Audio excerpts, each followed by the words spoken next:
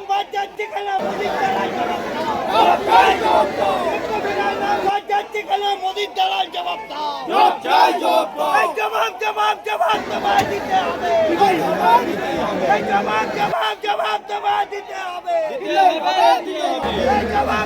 জবাব দিতে হবে বিজেপির দালাল গণেশ কুমার পুরো মানুষকে বিভ্রান্ত করছে।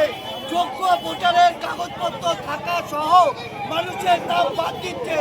এর বিরুদ্ধে বাংলার মানুষ গর্জে উঠেছে। যোগ্য ভোটারের নাম বাদ গেছে। আমার 2002 সালে ভোটার তা থাকতেও আমার নামটা বাদ দিয়েছে। কতদিনের বাসিন্দা এখানে? আমি এখানে 35 বছরের বাসিন্দা।